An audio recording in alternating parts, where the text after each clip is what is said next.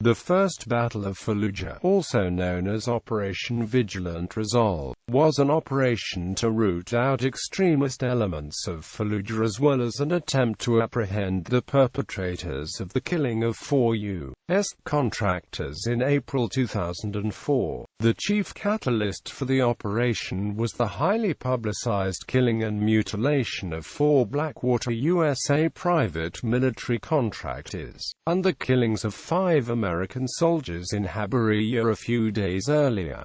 The battle polarized public opinion within Iraq. Background: Fallujah had generally benefited economically under Saddam Hussein, and many residents were employed as military and intelligence officers by his administration. However, there was little sympathy for him following the collapse of his government, which many residents considered oppressive. The city was one of the most religious and culturally traditional areas in Iraq. Following the collapse of the BAATH infrastructure in early 2003, local residents had elected a town council led by Taha Badawi Hamd, who kept the city from falling into the control of looters and common criminals. The town council and Hamd were both considered to be nominally pro-American, and their election originally meant that the United States had decided that the city was unlikely to become a hotbed of activity, and didn't require any immediate troop presence.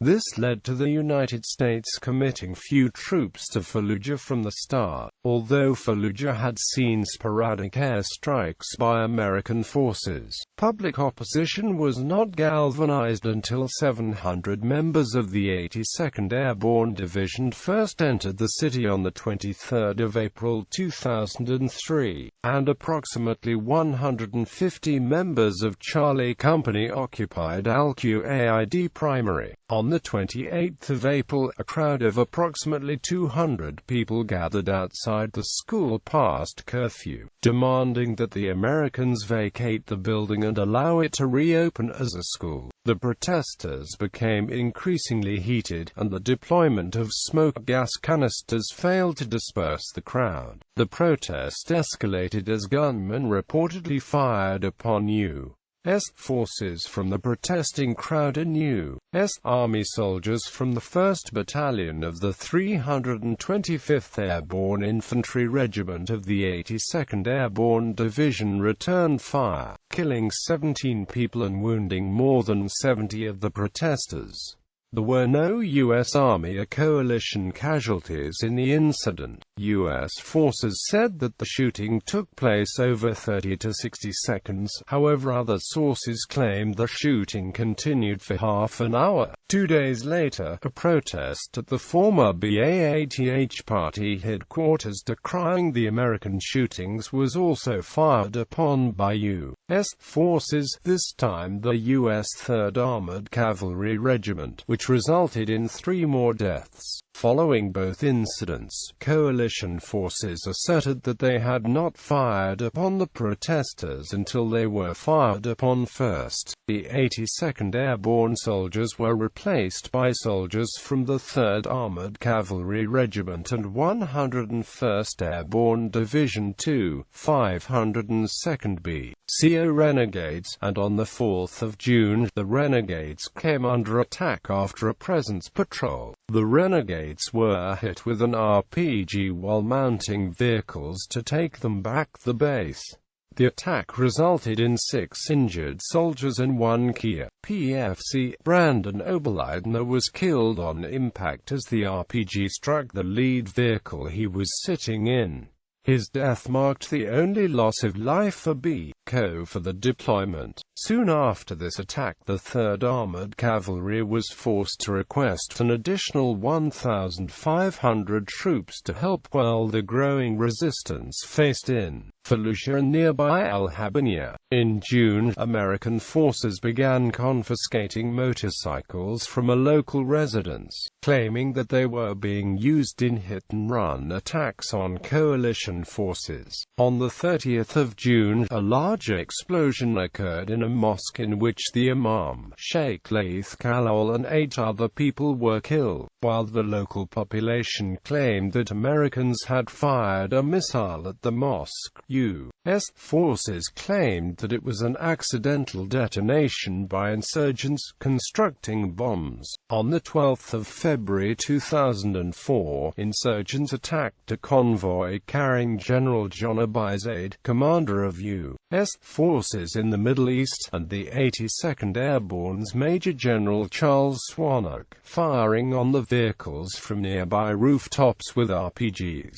After seemingly infiltrating the Iraqi security forces, 11 days later, insurgents diverted Iraqi police to a false emergency on the outskirts of the city, before simultaneously attacking 3 police stations, the mayor's office and a civil defense base. At least 17 police officers were killed, and as many as 87 prisoners released. During this time, the 82nd Airborne was conducting regular lightning raids inside the city, where Humvee convoys would destroy road barriers and curbs that could hide IEDs, and oversee searches of homes and schools, which frequently saw property damage, and led to shootouts with local residents. In March 2004, Swanwick transferred authority of the Al-Anbar province to the 1st Marine Expeditionary Force commanded by Lt. General Conway. By early March 2004, the city began to fall under the increasing influence of guerrilla factions. The rising violence against the American presence resulted in the complete withdrawal of troops from the city, with only occasional incursions trying to gain and reinforce a foothold in the city being attempted. This was coupled with 1 or 2 patrols around the outer limits of Fob Volturno, the former site of Qusay and Uday Hussein's palace. On March 27, a JSOC surveillance team was compromised in the town and had to shoot its way out of trouble. Blackwater Deaths. On the 31st of March 2004, Iraqi insurgents in Fallujah ambushed a convoy containing 4 American private military contractors from Blackwater, USA who were conducting delivery for food caterers. The 4 armed contractors, Scott Helvenston, Yako Zovko, Wesley Batlona and Michael T., were killed by machine gun fire and a grenade thrown through a window of their SUVs. A mob then set their bodies ablaze, and the corpses were dragged through the streets before being hung over a bridge crossing the Euphrates. Photos of the event were released to news agencies worldwide, causing a great deal of indignation and moral outrage in the United States, and prompting an announcement of an upcoming pacification of the city. The intended Marine Corps strategy of foot patrols, less aggressive raids, humanitarian aid, and close cooperation with local leaders was suspended on orders to mount a military operation to clear guerrillas from Fallujah. The campaign. On the 1st of April, Brigadier General Mark Kimmett, Deputy Director of U.S. military operations in Iraq, promised an overwhelming response to the Blackwater USA deaths, stating, "We will pacify that city." On the 3rd of April 2004, the 1st Marine Expeditionary Force received a written command from the Joint Task Force,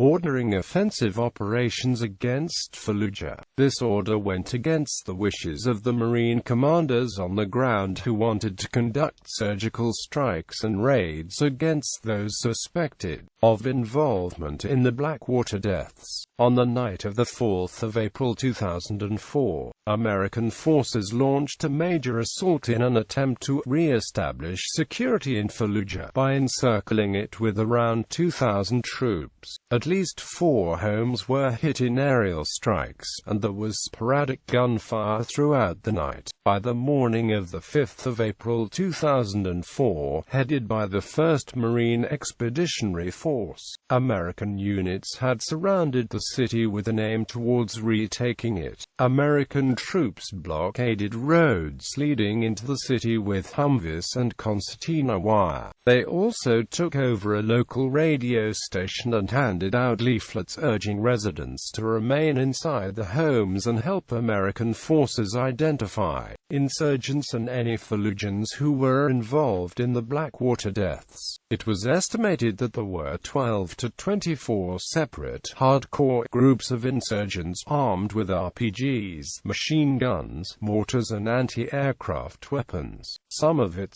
applied by the Iraqi police.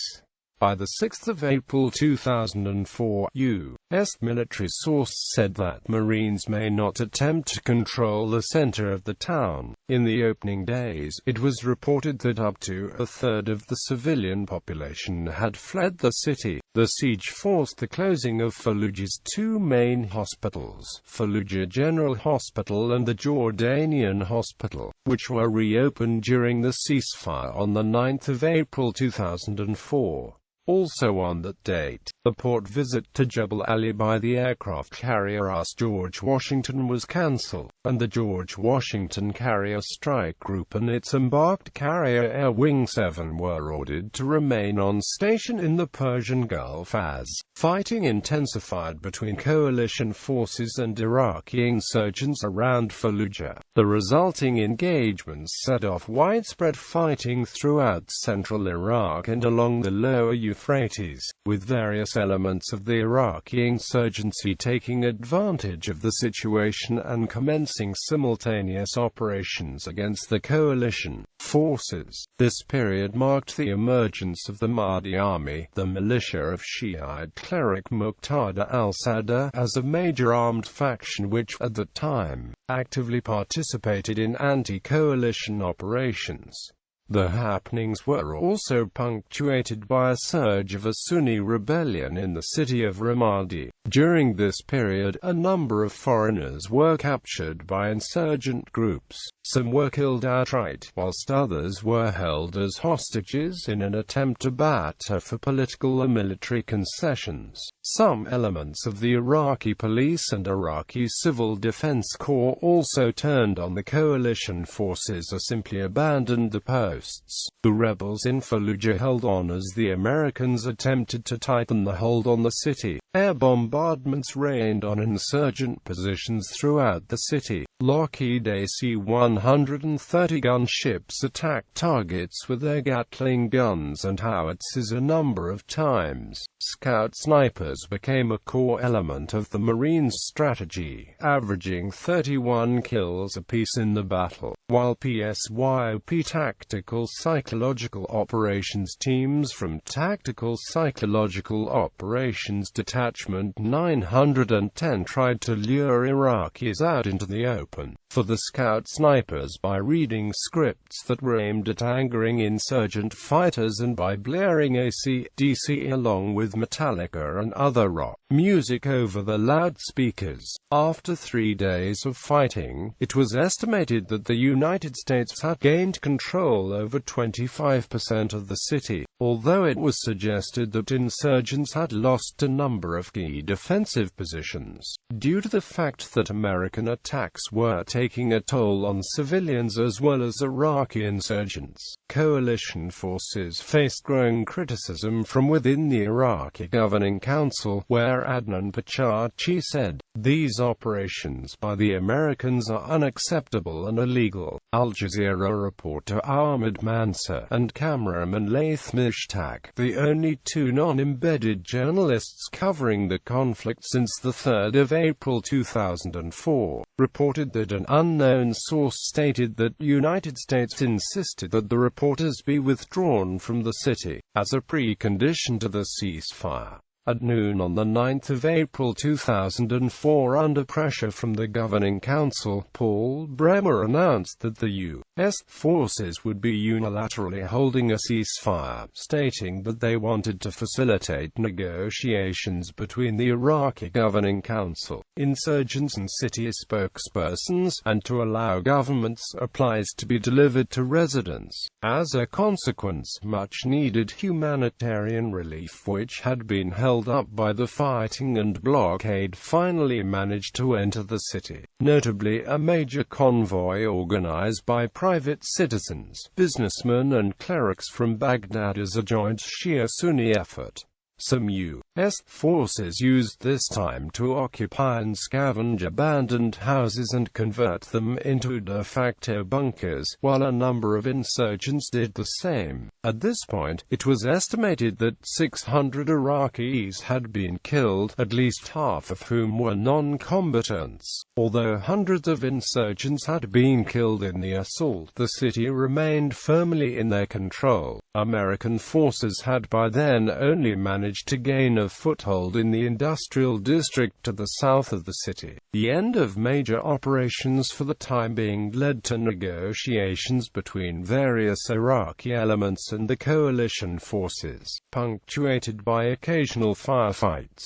On the 13th of April 2004, U.S. Marines fell under attack from insurgents located within a mosque. An airstrike destroyed the mosque, prompting a public outcry. On the 15th of April 2004, an American F-16 Fighting Falcon dropped a 2,000-pound JDAM GPS-guided bomb over the northern district of Fallujah. On the 19th of April 2004, the ceasefire seemed to be consolidated with a plan to reintroduce joint U.S.-Iraqi patrols in the city. Over time, this arrangement broke down and the city remained a major center of opposition to the U.S.-appointed Iraqi interim government. Additionally, the composition of the armed groups in Fallujah changed during the following months, shifting from domination by secular, nationalist and ex-Ba'athist groups towards a marked influence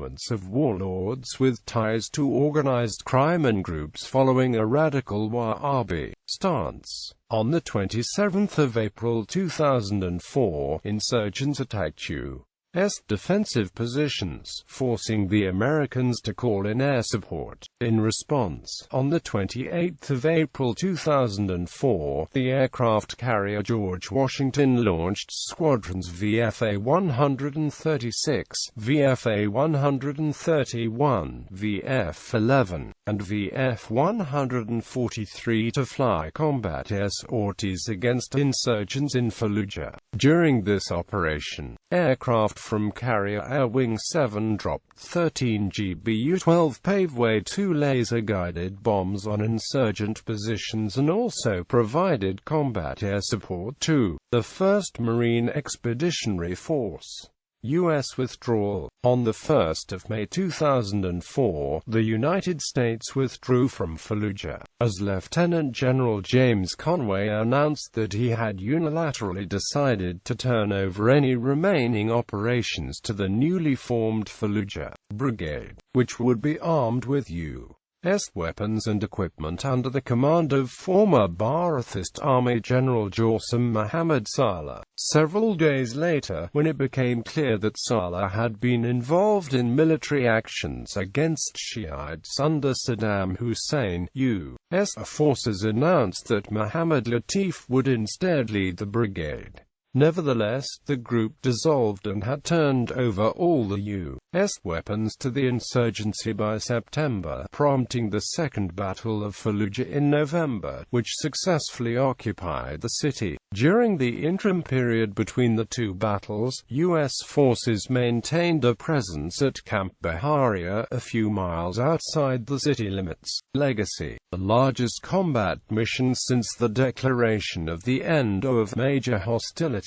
The First Battle of Fallujah marked a turning point in public perception of the ongoing conflict. This was because insurgents, rather than Saddam loyalists, were seen as the chief opponents of U.S. forces. It was also judged by both military and civilian agencies that reliance upon U.S.-funded regional militias, such as the failed Fallujah Brigade, could prove disastrous. American strategists were mercurial about the outcome of the battle, with one writing, "The handwriting is on the wall." The Battle of Fallujah was not a defeat, but we cannot afford many more victories like it. The battle also pushed Abu Musab al-Zarqawi into the public spotlight as the best-known commander of anti-coalition forces in Iraq, and brought public attention to the concept of a Sunni triangle. 27 U.S. servicemen were killed during the battle in Fallujah. A total of 800 Iraqis died in the battle as well, of which 572 to 616 were civilians and 184 to 228 insurgents. Many of the Iraqis killed were buried inside the city's former football stadium, which became known as the Martyrs' Cemetery. Participating units: 1st Marine Division, 1st Battalion, 5th Marines, 1st Battalion, 3rd Marines, 2nd Battalion, 1st Marines, 2nd Battalion, 2nd Marines, 3rd Battalion, 4th Marines, 2nd Battalion, 7th Marines, 3rd Battalion, 24th Marines, 1st Tank Battalion, 1st Light Armored Reconnaissance Battalion, 2nd Light Armored Reconnaissance Battalion, 1st Reconnaissance Battalion, 2nd Battalion, 11th Marines, 1st Combat Engineer Battalion, 2nd Combat Engineer Battalion, 3rd Assault Amphibian Battalion, 112 Military Police Battalion, 21st Military Police Company, 21st Military Police Company, 1st Force Service Support Group, Combat Service Support Company 113, 1st Infantry Division, 1st Battalion, 16th Infantry, 5th Special Forces Group, 1st Special Forces Operational Detachment Delta, Department of Defense Security Forces, Tactical Response Team, 101st Airborne Division, 82nd Airborne Division, 10th Mountain Division, 1st Battalion, 32nd Infantry, HMM 161, HMLA 775, HMLA 167, VFA 131, HMM 764, Combat Service Support Battalion 1. 505th Iraqi Civil Defense Corps, 30th Iraqi Commando Battalion, Iraqi Special Operations Brigade, Iraqi National Counter-Terrorism Force, 1st Battalion, 11th Marines, 555th Expeditionary Fighter Squadron, 492nd Expeditionary Fighter Squadron. In popular culture, No True Glory, a frontline account of the Battle for Fallujah by Bing West. Blood Stripes, The Grant's View of the War in Iraq by David J. Danelow. Boredom by Day, Death by Night, An Iraq War Journal by Marine Sergeant Seth Connor, Once a Marine, An Iraq War Tank Commander's Inspirational Memoir of Combat, Courage, and Recovery by Nicholas Popadage with Mike Steer. Fallujah Forensics, a documentary film by Tara Sutton. Beyond the Green Zone, Dispatches from an Unembedded Journalist in Occupied Iraq by Darja Mail Haymarket Books.